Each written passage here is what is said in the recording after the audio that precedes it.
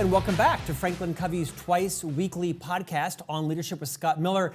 I'm your host each week, now 6 years and 300 plus episodes, where Franklin Covey, I think very abundantly, allows me, encourages me, pollinates the idea that we should be living many of the principles that Dr. Covey taught in his many years as one of the foremost thought leaders and influencers worldwide on the topic of leadership. Each week, twice on Tuesday and Friday, we turn our spotlight, take our platform, the wattage behind the global brand that is the most trusted leadership firm in the world, Franklin Covey, and interview people from all different walks of life that have expertise on this broad but vital topic we call leadership. Some weeks we might talk about how to build a great culture, how to execute on your top priorities, how to build a culture that is both high trust and focused on achieving results, that also becomes what Franklin Covey calls a workplace of choice for achievers with heart.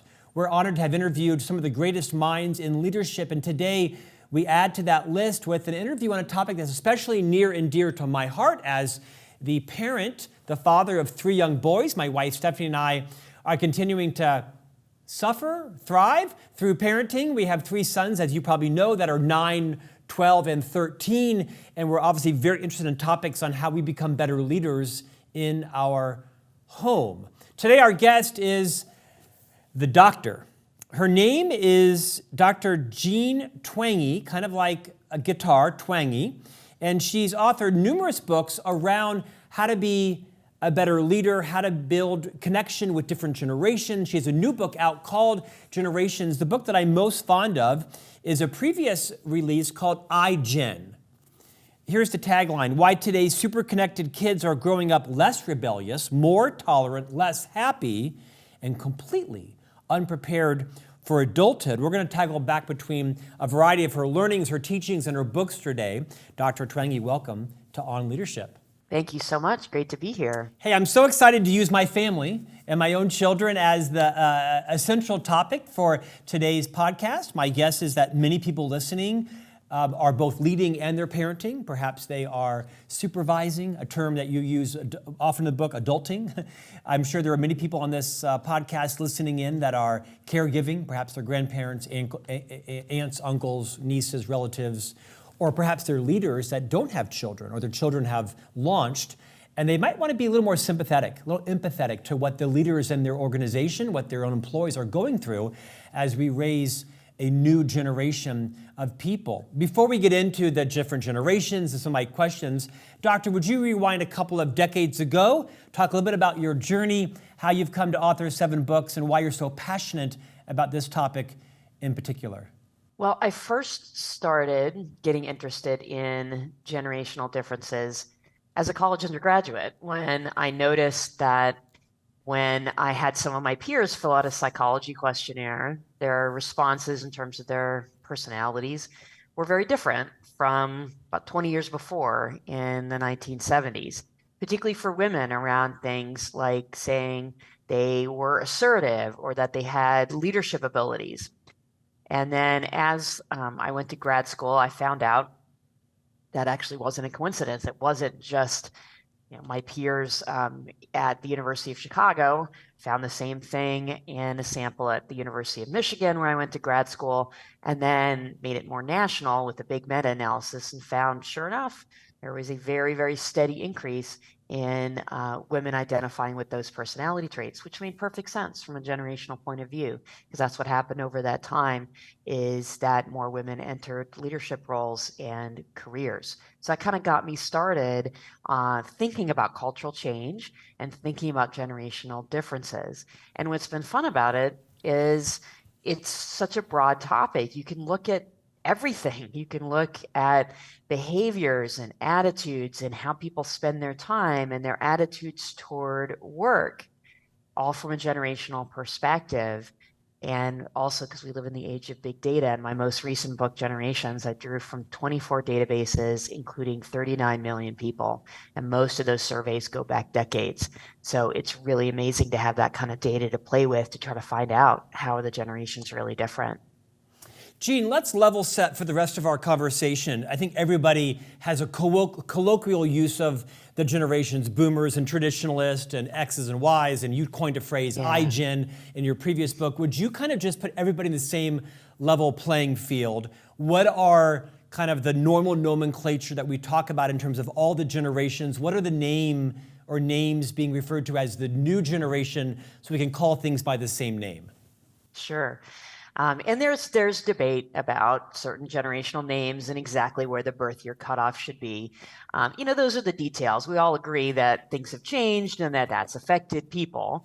So here's the names and cutoffs that I relied on in generations.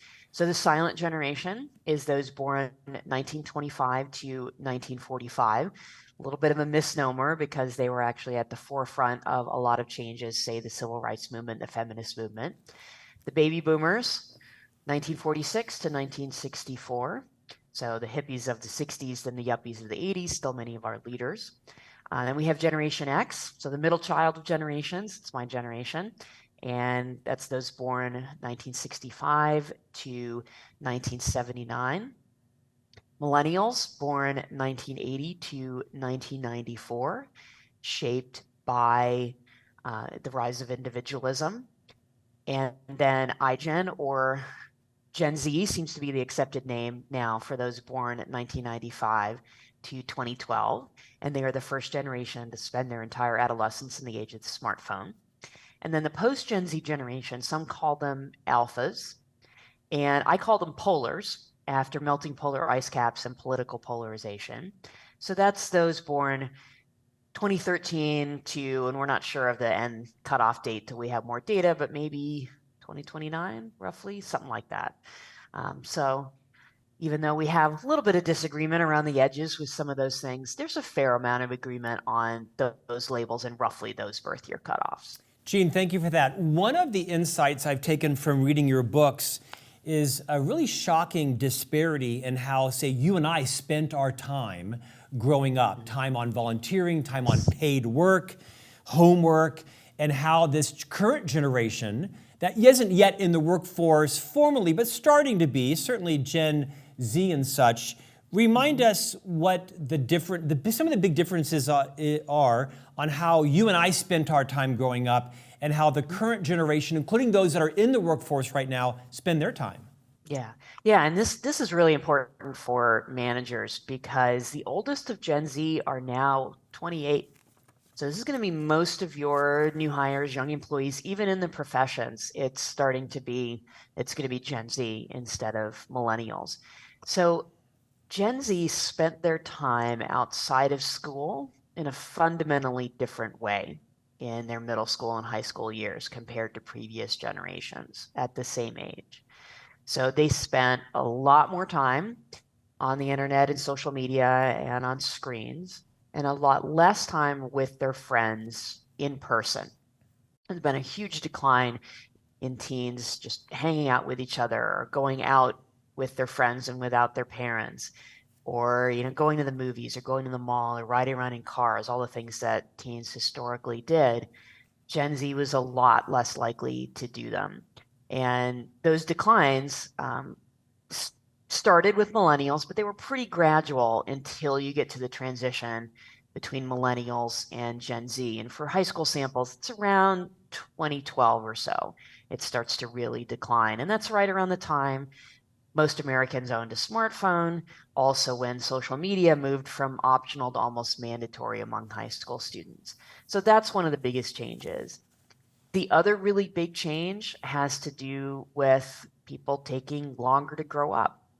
And so this started with millennials, but it accelerated with Gen Z, that as teens, they were less likely than previous generations to have their driver's license, to go out on dates, to drink alcohol, to work at a paid job.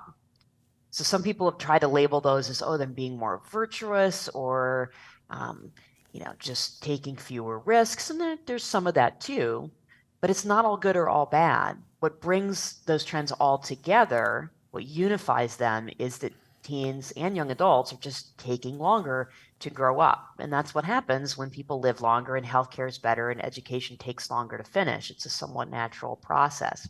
But it really does mean that Gen Z's experiences were very different from especially Gen Xers and Boomers, at that same age. Their experience in middle school and high school was just fundamentally different. Talk a little bit about this, I guess, conscious decision of a generation to postpone what you might call growing up, postpone adulthood. There's a phrase we've heard as adulting, and I never thought there was an option. But in the current demographic, right. The generation is almost a choice now. I'm not ready to grow up. Or I'm going to adult, and then I'm going to stop adulting. I'm going to go back to adult, and I'm going to not adult. Right. Talk about that, and why should people perhaps my age, Gen Xers and maybe Boomers, be aware of that as they're now leading and onboarding this generation into the workplace? Yeah, so that's a good thing to be aware of, that the word adult is now a verb. Please don't make me adult today, or I'm done adulting today. And it is a little perplexing. Now, how exactly does that work? Do you go back to being a child? But there is just a reluctance and an anxiety around doing adult things. And that began with millennials, maybe a little with Gen X. And then it's really come to fruition with Gen Z, that some of these things that previous generations kind of took for granted are more challenging. And I think that's something that takes getting used to. That, for example, 22-year-olds just haven't had the same life experiences now than they did before. They have had fewer experiences being independent. They don't have as much experience making decisions. They don't have as much of that kind of real world, hands-on experience. And they have that reluctance to grow up. And it is good to keep in mind that that's part of a bigger cultural story, that it's not just even teens and young adults here.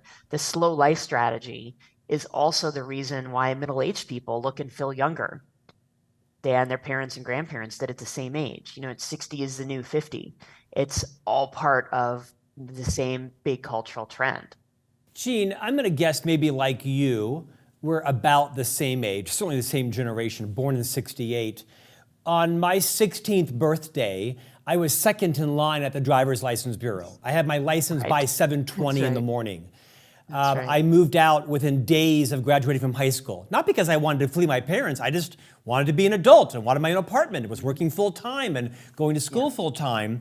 This is very rare. And now, it seems like obviously with different cultural availability of Uber and Uber Eats and being able to, do all kinds of different things now as a teen, we don't have the same social pressures. But do you see it swinging back? Do you see the slow growing up process as being even, I don't want to say exacerbated, because I don't want to put a value judgment on it, but tell me what the indicators show.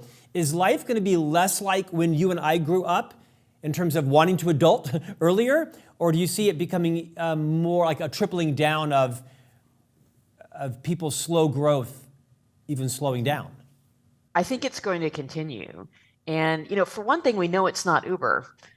Because first of all, you have to be 18 to use Uber. And we're talking about getting a driver's license. We're talking more about 16-year-olds. Plus, the same downward trend in getting a driver's license among high school seniors shows up in very rural areas where Uber is not as accessible. So overall, I think it really is due to the slow life strategy. And just to set the stage here, so this is a theory, a rubric, which is really helpful for thinking about how people live. That at times and places where people live longer, when healthcare is better and when education takes longer to finish, say more people are going to college, parents tend to make the choice to have fewer children and nurture them more carefully. So that's in contrast to the fast life strategy that tends to happen when lifespans are shorter, when more people have the opportunity economically to be independent at the age of 18, when people have bigger families, And thus, kids learn independence earlier, either because they're taking care of younger siblings or because their parents just can't keep track of them all. And none of those indicators are going to change anytime soon.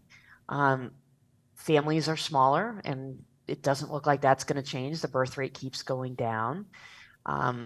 Although, COVID has put a dent in this to an extent, life expectancy is still very high.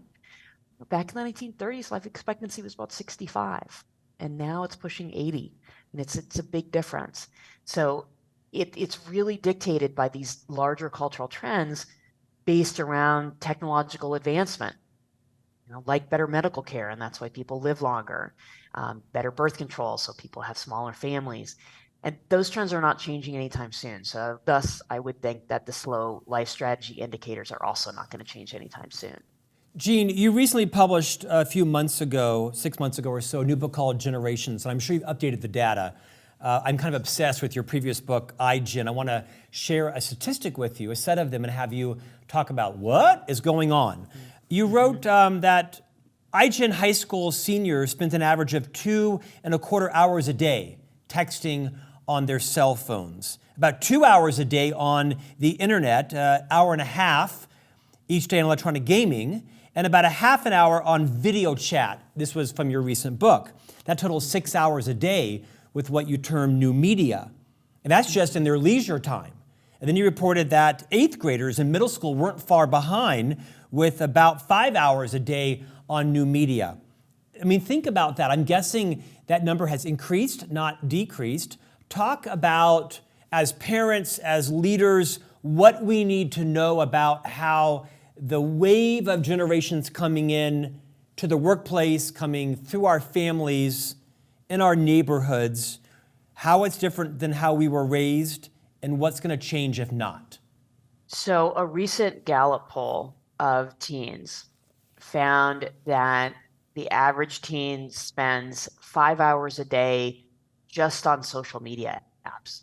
So it doesn't even include general internet use or video chat or gaming or any of the other things that we were just discussing. So they did include YouTube and TikTok in that total, but 5 hours a day. That's huge.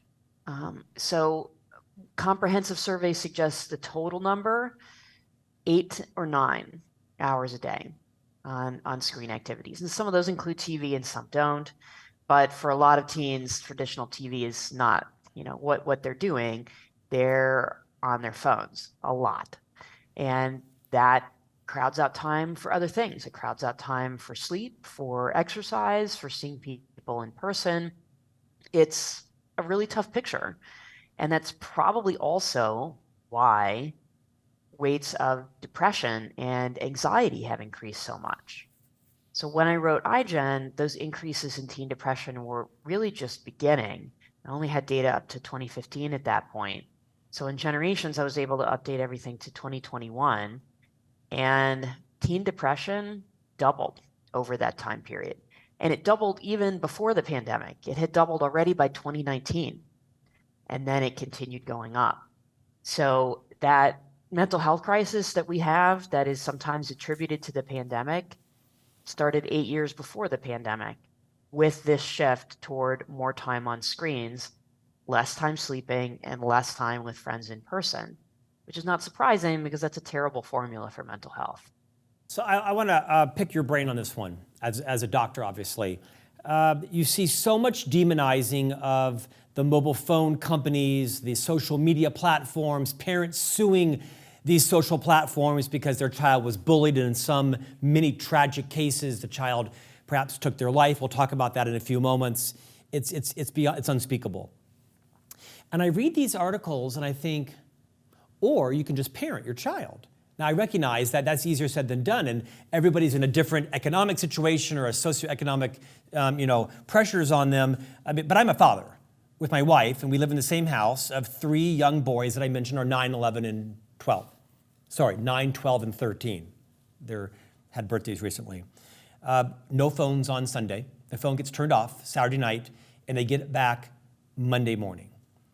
No social media, none. They have, I think, YouTube Kids, but I have a 13-year-old. The answer is absolutely not. No. Mm-hmm. There's no social media. It's not even a question. Dad, can I paraglide? No. Can I have Facebook? No, they know not to ask. And we also have them leave their phones at home when we go play tennis. They don't use their phones in the car. They're weighted attendance. If we're going somewhere further, a different story. But we just parent. We say no. We tell them, everyone needs 2 books in the car. We're going to church. It's 40 minutes away. You need 2 books in the car. Not a squishy, 2 books. And so maybe that's super naive. Maybe that's really genius. Will you just riff on, not so much me as a parent, but just riff on, what do parents need to do to thrive in a current world?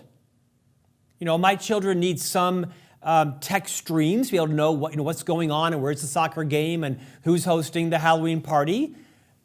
What do you think are good, healthy boundaries that parents need to immediately employ to ensure that their children are connected and relevant and technically literate, but aren't being bullied? We'll talk about that. You know, the new bullying, like you say, is not kicking a kid into a locker. The new bullying is happening on Snapchat. Riff on that however you'd like. Yeah, so I think there's 2 truths here. So first is that parents are in an almost impossible position these days because you do not need parental permission to download a social media app, and those apps do not verify age. So right now, the current regulation is that you're supposed to be 13 to have social media, but all you have to do is check a box or lie about your birthday and you're on. So there's 9 and 10-year-olds on TikTok on a regular basis. Same thing with Instagram and a lot of the other apps. So, Gene, can you stop there a second? Yeah. For a second. Not in my house. About 1.5 years ago, I had a parent. My children are fortunate to be enrolled in a private school that I fund by working very hard.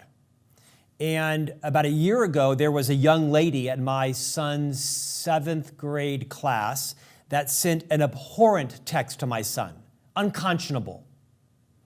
The mother was a physician, and I texted her. We had a conversation about it. And this was a very, very educated parent who's a physician that said to me on the phone, well, I don't know what to do. I mean, I can't take her phone away because she hides it from me in her room. And I kind of thought, what? A hammer to my boy's phone would have swiftly made contact with that screen had any parent ever called me and showed me. I read to her the text that she sent my son. She was horrified. Her response to me was, well, I don't know what to do. I can't take her phone away because she hides it from me. And I thought, well, you walk down the stairs and you open her door and you take her phone away and you turn it off and you go put it at your office for a month, and if she behaves properly, she gets it back. I mean, I interjected you because I feel like there's an enormous abdication. Who's the parent? Where are the rules? Not in my home. Well, I agree, but let me give you an example. And I will get to what you can do, because there are fortunately things that you can do as a parent. And just for context, I have 3 kids myself, and they're 17, 14, and 11. So they are right in this age group where this becomes a problem. So here's an example from of a set of parents who were very, very much on the ball. But they gave their kid a tablet. A lot of people give their kids tablets. And they told her, no social media, not in my house. But everybody she knew had it. So at 11, she downloaded Instagram, and she hid it behind a calculator app on the tablet, which you can find out how to do easily by Googling it. So her parents didn't realize that she had Instagram and was spending hours and hours and hours a day on it until the school notified them that she was severely anorexic, and they found that out through a Instagram post that she had posted with thoughts of self-harm. These parents were middle school teachers. They knew exactly what the dangers were, and they tried and made those rules to try to have that not happen, but she still ended up with a severe eating disorder. So I think this does happen even despite parents' best efforts. Kids are very smart. They find workarounds. It is tough. With that said, I do 100% agree that you can't abdicate the responsibility that you do have. So a couple of things in this area. One thing that makes it easier is if your kids don't actually have a full-blown smartphone, If you give them a flip phone, you give them a kid's phone like Gab or TrueMe or Pinwheel, where you can call and text and take pictures, and that's it. Because then there's no workarounds for getting social media or internet access. If you do give them a smartphone, put very heavy parental controls on it. So the phone doesn't work after bedtime. So you cannot download apps. We actually still have that for my 17-year-old, that she cannot download apps on her phone. She has to come to us, so it has to be a conversation. So at 17, maybe she does want social media. She hasn't asked for it yet, thankfully. But if she did want it, we would have to talk about it and discuss whether that was the best choice for her, rather than her making a unilateral decision. So, and my younger two have those kids' phones where there's no ability to have social media on it at all. But it's really challenging because, and I know a lot of parents are in this boat too, my kids have school laptops. You cannot put parental controls on a school laptop. So they can, open up pages and be on YouTube when they say they're doing their homework. And I think social media platforms are blocked on that, but I don't know because I can't get in there and look because it's a school laptop and they have to have that laptop to do their homework. So, and I know I'm not the only one who's in that situation. I give a lot of talks at high schools and middle schools, and I hear this from parents all the time. So it is difficult, and it gets more difficult as your kids get older. Doctor, talk about what's really going on with kids and social media and bullying, and in many cases, children that have been tormented into not just eating disorders and mental health issues, but actually taking their lives. We hear about these stories, and I think most of us probably think it's other kids. In fact, as I was just riveted listening to you, I'm thinking about how I'm going to have my wife watch this unedited episode tonight, and then how we're going to approach each of our sons, because I think my sons are following the rules. They know there's a hammer. I actually have a hammer in our kitchen drawer that I show them. I mean, and that sounds crazy, not to hit them with, but if this and this happens, To kill the this phone. hammer will crush that phone. Yes, that cost $1,000. I bought it, I own it, and it'll be gone for a year. I'll see you in a year. So I'm a little bit demonstrative, I know, but it kind of works to my advantage most days. I want you to reset everybody's attuneness, attention to what's really going on out there with the vast majority of teenagers, so that parents like me can have a sobering up today and maybe reassess their level of knowledge or naivete. Yeah, it is so tempting to think, oh, they'll be fine. They'll be fine. No, they're just talking to their friends. They're just doing this. They're good. They're a good kid. But it is really tough because these apps, this arena is so unregulated that, and social media wasn't designed for kids or teens. It was designed for adults. And even then, it was designed to be addictive and keep you coming back because that's how the companies make the most money. So they're doing everything that they can, these billion-dollar companies, to get people to spend a lot of time on their apps. And that's especially true for kids and teens because it's even harder for them to opt out of that conversation with their friends if all of their friends are on social media, or to have that self-control. But we need to do it. It is very, very important to do it because of all of the dangers online, which you might not think about. So for one thing, on social media, it's pretty easy for adults to contact teens. So I overheard a conversation one day of some 13-year-old girls, and they were all talking about how older guys had contacted them on Snapchat. And I mean, it was incredibly disturbing. And they said that the guys are saying things like, "What are you doing right now? What are you wearing right now?" And they were joking that, "Oh, I just said I'm on the school bus because I'm 13." But we have so many guardrails in place to try to prevent this type of sexual predation in other contexts, yet it's pretty much wide open on social media. I mean, it's insane. Then there's all of the bullying that, kids have always bullied each other, but now it can be 24/7. It can be really, really difficult to get away from. It's just this, next level that people are unfortunately more willing to be cruel because when they're online, they can't see the look on the other person's face. You don't have to bear the consequences of being cruel to someone because you just put it online, put it in text, put it on social media app, and you don't see how it has affected someone else. Then there's all of the issues I mentioned before about how these apps often take up so much of teens' time and attention, and then there's not enough left over for all of the other things they need to be doing. So that Gallup poll I mentioned that looked recently at teens, out of a bunch of different activities, social media was the only one that the vast majority of teens were spending 2 hours a day or more on. About 78% spent that much time or more. And only about 1/4, about 25% spent 2 hours a day or more on homework, for example. Only a tiny amount spent that much on chores. So you look at the way teens are spending their time, it's on these apps, which, okay, sometimes they're talking to their friends, but a lot of that is just time that they're never going to get back. It seems pretty simple to me, and I of course know it's not, but as a parent like you, right in the throes of it, I see it as my responsibility if I'm going to enable my child to have access to technology and pick up that end of the stick. I also have to pick up the other end of the stick, which is to make sure that there are guardrails, there are consequences, that I have to make sure that my child isn't just on the receiving end of being bullied, but that my child isn't actually delivering. Because I think everybody thinks it's everybody else's kids that are doing the bullying.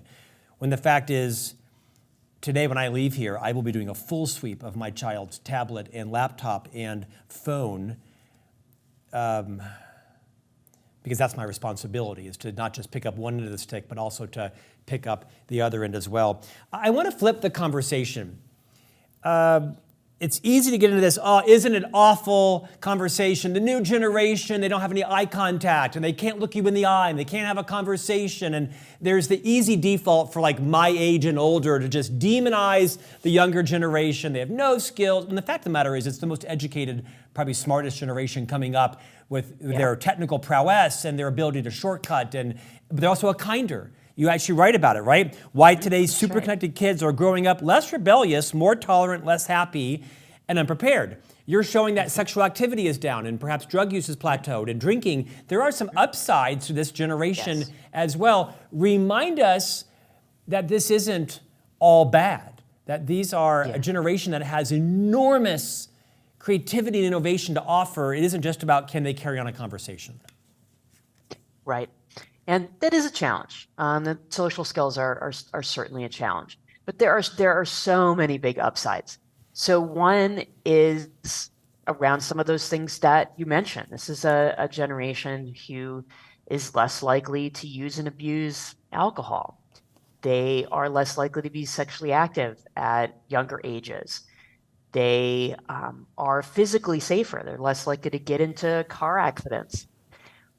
They are less willing to take risks. So if you work at a job where you have to convince young people to be safe, they'll actually be more receptive to that than previous generations were at the same age. They say on surveys they're just not as interested in taking risks. That has a few downsides as well, but it's mostly an upside.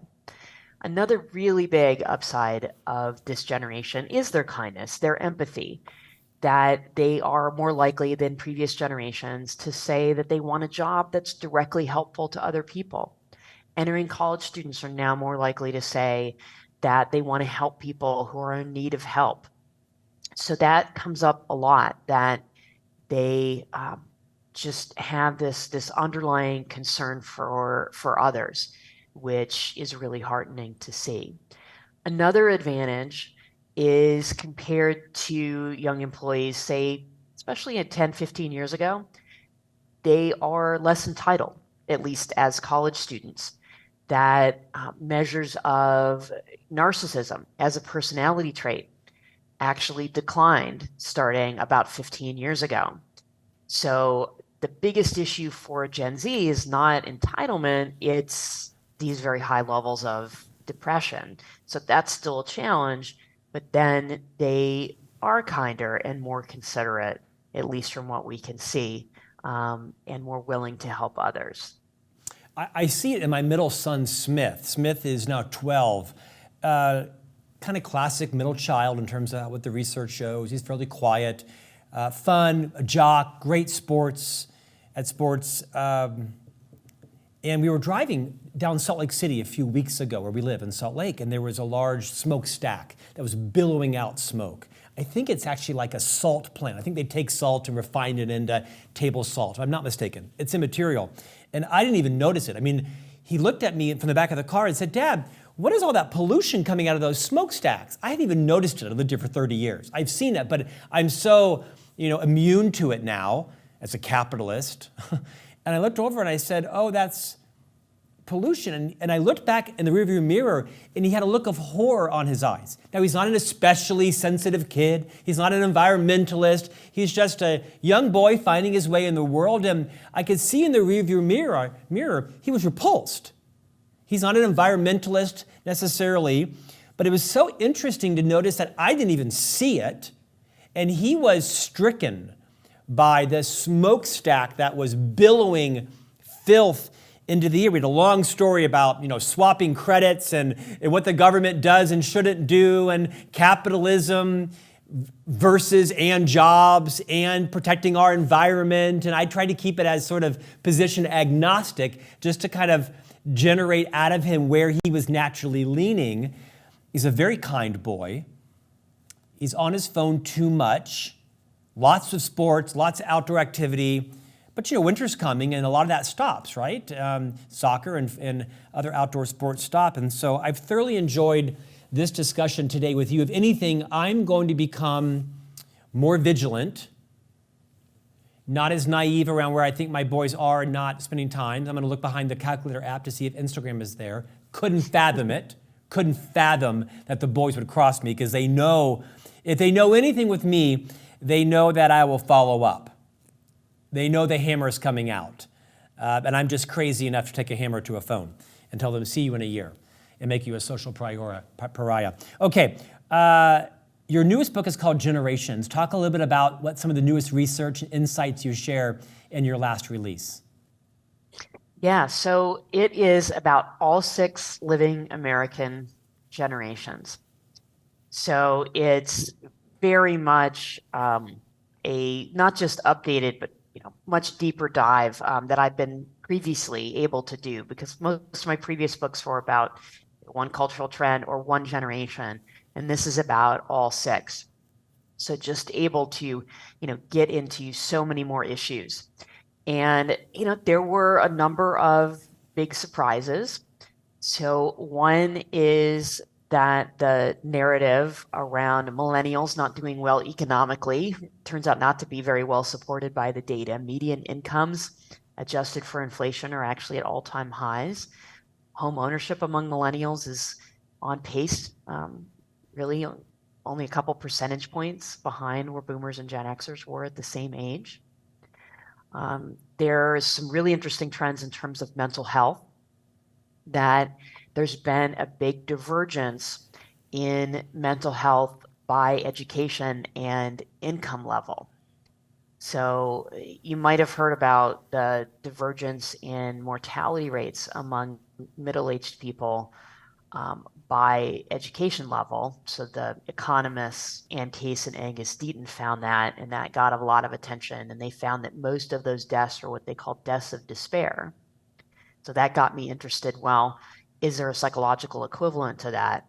And it turns out there is. There used to be very little difference in rates of unhappiness and depression by income level and education level. And then starting with the boomers and continuing with the younger generations, that diverged. And so now there's a much bigger gap.